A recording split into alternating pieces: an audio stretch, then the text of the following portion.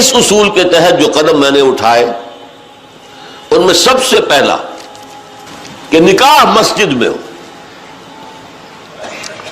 اور اس کے لیے جو دلائل دیے وہ لوگوں کے لیے اتنے کنونسنگ تھے کہ یہ کام تو اب بڑے پیمانے پر شروع ہو چکا ہے، لاہور میں، پنجاب میں، جہاں میرا زیادہ وقت گزرتا ہے۔ دلائل کیا تھے؟ خدا کے بندو، حدیث موجود ہے، اعلنوا ھذا النکاح واجعلوہ فی المساجد، ترمذی شریف کی روایت۔ نکاح کا اعلان عام کیا کرو اور مسجدوں میں منعقد کیا کرو۔ کیا ہو گیا علماء کو؟ کہاں چھپا رہے اس حدیث کو؟ یہ میں مانتا ہوں، علماء کا قول ہے، میں اس کو رد نہیں کر سکتا کہ یہاں فعل امر جو ہے یہ وجوب کے لیے نہیں ہے، فرض کرنے کے لیے نہیں ہے، استحباب کے لیے ہے۔ تو بھائی مستحب چیز جو حضور نے قرار دی ہے اس کو کیوں چھوڑ رہے ہو؟ دنیا کے ہر معاملے میں ہے جستجو کے خوب سے ہے خوب تر کہاں، اور اس معاملے میں آپ مستحب مان رہے ہیں، حضور کا قول موجود ہے، پھر قبول نہیں کر رہے۔ اس کا میں واقعہ آپ کو سنا دوں۔ میں نے یہ تحریک شروع کی تھی، چیریٹی بگنز ایٹ ہوم، جب میرے سب سے چھوٹے بھائی کی شادی کا موقع آیا 1973 میں۔ سرگودے ہمیں جانا تھا، 4 آدمی ہم گئے تھے، جن میں سے ایک ہماری والدہ تھی، اور وہاں مسجد میں نکاح، اور ہم نے وہاں کوئی دعوت تام کہہ دیا تھا کہ ہرگز نہیں ہوگی۔ ہم لاہور سے آ رہے ہیں، آپ کے گھر میں بیٹھ کے مہمان ہوئے، کھانا کھا لیں، کوئی وہاں دعوت عمومی نہیں ہوگی، نکاح مسجد میں ہوگا۔ اس کا اعلان ہوا تو بڑی تعداد میں لوگ آ گئے ایک مسجد میں، وہاں تقریر میں نے کی، لیکن پھر وہاں بھی ایک، جیسے ہمارے ہاں یہاں کراچی میں مولانا مفتی محمد شفیع رحمۃ اللہ علیہ تھے، وہاں بھی ایک مفتی محمد شفیع صاحب تھے، ان کا انتقال ہو گیا تھا، ان کے 2 بیٹے مفتیان شہر کہلاتے تھے، وہ بھی موجود تھے، میں نے نکاح ان سے پڑھوایا۔ لیکن ان میں سے جو بڑے بھائی تھے انہوں نے کہا ڈاکٹر صاحب اس کام کی ہمت صرف آپ میں تھی، ہم نہیں کر سکتے یہ ہمت۔ وجہ کیا ہے؟ مولوی کا سٹیٹس کیا ہے ہمارے یہاں؟ دیہات میں تو کمی کاری، جیسے ہاری ویسا مولوی، فصل پہ کوئی دانے دے دیں گے، اللہ اللہ خیر صلی اللہ، باقی روز کی روٹی کہیں مانگے جائے گھر گھر اور کھائے۔ شہروں کے اندر بھی مسجدوں میں علماء ہوتے ہیں باوقار باعزت، لیکن مساجد کی مجلس منتظمہ بھی تو ہوتی ہے نا۔ کیسے کہیں گے یہاں آؤ، میں نہیں آؤں گا تمہارے یہاں نکاح پڑھانے کے لیے؟ کیسے کہیں گے؟ حدیث رسول کے ہوتے ہوئے بہرحال اس پر لوگوں کو شرم بھی آئی، احساس کیا انہوں نے کہ واقعتاً بات صحیح ہے۔ پھر میں نے غیرت کو چیلنج کیا۔ دیکھو عیسائیوں میں اب تک یہ رسم موجود ہے، انہوں نے اپنے چرچ اور پادری کی یہ عزت برقرار رکھی ہے کہ شہزادی کی شادی ہو یا شہزادے کی ہو چرچ میں ہوگی۔ کوئی پادری ان کا بغل میں کتاب دبا کر بیٹھا ہوا انتظار نہیں کرے گا کہ عصر کا وقت تھا نکاح کا، بیٹھے مولوی صاحب ابھی بارات نہیں آئی، بیٹھے بیٹھے سوکھ رہے ہیں۔ وہ پہلے 30 40 50 روپے مل جاتے تھے، اب 300 400 500 مل جائیں گے، اور کیا ہوگا؟ اور وہاں کیا ہوتا ہے؟ شہزادہ یا شہزادی چرچ میں آؤ، پادری کے سامنے کھڑے ہو کر ایجاب و قبول کرو۔ بہرحال چرچ کی یہ حیثیت آج تک ہے، ہمارے یہاں نہیں، ختم ہو چکی۔ مولوی کا نہ مقام اور نہ اس کی حیثیت۔ تیسری بات میں نے یہ عرض کی کہ دیکھیے نکاح سے ایک نئے خاندان کا وجود آپ کے معاشرے میں ہوگا، اللہ اولاد دے گا، ایک خاندان وجود میں آئے گا۔ اس خاندان کے لیے دعا کی جاتی ہے، اے اللہ اس نکاح میں دین و دنیا کی سعادت اور برکات عطا فرما۔ وہ دعا کا ماحول ہوتا ہے، آپ نے اعلیٰ ترین سنہری قسم کے شامیانے تان دیے، اور فرش میں آپ نے قالین بچھا دیے، صوفے لگا دیے، لیکن وہاں کیا ہوتا ہے؟ سگریٹیں پی جا رہی ہیں، دھواں ہے، کہہ لگ رہے ہیں، غیبتیں ہو رہی ہیں،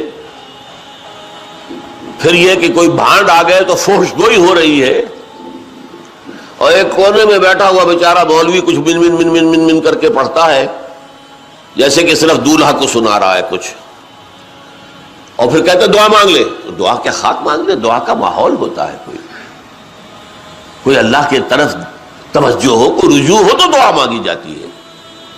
لہذا اس دعا کا ماحول بھی جو مسجد میں ہے وہ اور کہیں نہیں. چوتھی چیز یہ بھی غیرت کو جگانے والی ہے. اگر حضور کی بیٹیوں کے نکاح مسجد میں ہوئے تو کون مسلمان ہے جو کہہ سکے میری بیٹی زیادہ باعزت ہے فاطمہ سے رضی اللہ تعالی عنہ؟ میری بیٹی کا نکاح مسجد میں کیسے ہو؟ آخری چیز، اور یہ اصل میں اس ازدواجی رسم کے ضمن میں جو اہم فلسفہ ہے وہ میں بعد میں بیان کروں گا. کس قدر بچت ہو گئی. لڑکی والے کے ہاں آپ جائیں گے، وہ شامیانے لگائے گا، وہ قالین منگائے گا، وہ کرسیاں منگائے گا، وہ صوفے لگائے گا، رات ہے تو قمقمے لگائے گا، بجلی. کتنا خرچہ ہوا. مسجد میں بھی بھائی قالین بھی بچھے ہوئے ہیں، مسجد کے اندر کشادگی ہے، مسجد میں اوپر پنکھے بھی لگے ہوئے ہیں. مسجد میں کرو نکاح اور تمہارا کتنا پیسہ اس میں بچ گیا اس کا تصور کرو. بہرحال یہ تمام دلائل ایسے تھے کہ جس کی بنا پر پہلی بات تو لوگوں نے بڑی آسانی سے مان لی. دوسری بات یہ تھی لڑکی والوں کی طرف سے نکاح کے موقع پر کوئی دعوت نہیں،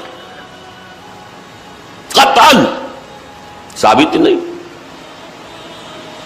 شادی کی دعوت صرف ایک ہے اور وہ ولیمہ ہے، صرف ایک. اور دیکھیے ولیمہ کیوں ہے؟ لڑکا جو ولیمہ دیتا ہے اس لیے کہ اس کا گھر آباد ہوا ہے، اس کے ہاں اصل خوشی ہے. لڑکی والوں کے ہاں خوشی نہیں ہوتی. زیادہ سے زیادہ آپ کہہ سکتے ہیں سائی آف ریلیف کہ ایک ذمہ داری کا بوجھ تھا آج وہ اتر گئی، اللہ کا شکر ہے. بس خوشی ہو سکتی ہے، گھر سے بچی نکل رہی ہے. کوئی جانور بھی 6-7 سال آپ کے ہاں رہ جائے تو آپ کو اس سے کتنا انس ہو جاتا ہے. قربانی کا جانور آپ چند دن پہلے لے آئیں اور بچے جو ہے مانوس ہو جائیں تو بچے پچھاڑے کھاتے ہیں کہ کیسے ذبح کر رہے ہو، اور وہ لختے جگر نور چشم آج گھر سے نکل گئی. ماؤں کو غشی کے دورے پڑ رہے ہیں، بہن بھائی رو رہے ہیں، دلہن رو رہی ہے، باپوں کی آنکھیں بھی نم ہو جاتی ہیں. خوشی کا موقع نہیں ہے ان کے. اور پھر دیکھیے تماشا، نکاح کے موقع پر چھوارے کون لائے گا؟ لڑکے والے. اور مرغ پلاؤ کس سے کھائیں گے؟ لڑکی والوں سے. تو ذرا عقل کے ناخن لو، جو تمہیں مرغ پلاؤ اور متنجن کھلا سکتا ہے وہ چھوارے نہیں بانٹ سکتا تھا. یہ کیا ہے؟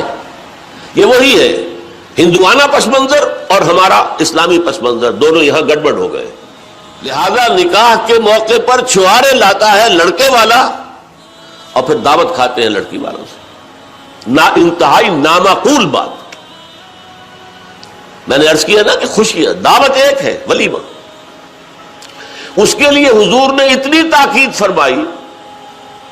اولمو، یہ احادیث ہے، اولمو ولو بشاق، ولیمہ ضرور کرو چاہے ایک ہی بکری ہو تمہارے پاس. اور یہ عرب میں مفلس ہونے کی سب سے بڑی علامت تھی. وہاں تو بھیڑیں اور بکریاں پالتے تھے، ریوڑ ہوتے تھے.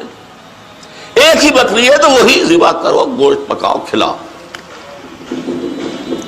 یہاں تک دعوت اذا دعی احدکم للولیمۃ فلیاتھا، جب تم میں سے کسی کو ولیمے کی دعوت دی جائے ضرور جائے. اس سے آگے دیکھیے، اور اس میں توازن جو ہے ہماری دین میں اور حضور کے فرمودات میں، اس کا ایک نقشہ سامنے آتا ہے. بے ست طعام و طعام الولیمہ، ولیمے کا کھانا برا کھانا ہے. کیوں؟ اس میں غریبوں کو نہیں بلایا جاتا. ظاہر بات ہے، یہ مسلی کھلانے کے لیے تو ولیمہ نہیں ہوتا. ولیمہ تو ہوتا ہے اپنے دوستوں کو، اب آپ کو، رشتہ داروں کو، قرابت داروں کو شریک کر دیتا. لیکن اس کے باوجود، اسی حدیث کا ٹکڑا، اس کے باوجود میں تم سے کہتا ہوں کہ جسے بلایا جائے اگر وہ نہیں جائے گا تو وہ اللہ اور اس کے رسول کے حکم کی خلاف ورزی کرے گا. یہ تاکید ہے. اور یہاں تک تاکید ہے اگر تمہارے کسی بھائی نے نکاح کیا ہے اور اس کے پاس کچھ نہیں ہے ولیمے کے لیے، اپنے گھر سے کھانا لے جاؤ اور اس کے ساتھ جا کر بیٹھ کر کھا لو، سیلیبریٹ کرو. سیلیبریٹ کرنے کی ایک سمبل ہے، یہ اس کی ایک علامت ہے. اب آپ سوچئے جس نبی نے دعوت ولیمہ پر اتنی تاکید ہمیں کی ہے، اگر لڑکی والوں کی طرف سے نکاح کے موقع پر دعوت میں بھی کوئی خیر ہوتا تو وہ ہمیں نہ سکھاتے، نہ بتاتے؟ کیا بخل سے کام لیتے؟ یار ملے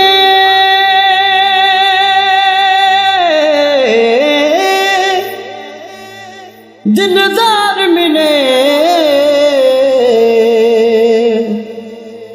تد یاری لاون چشے کافر ہے جڑا لا کے یاری پچھوں آنکھیں میری بس ہے.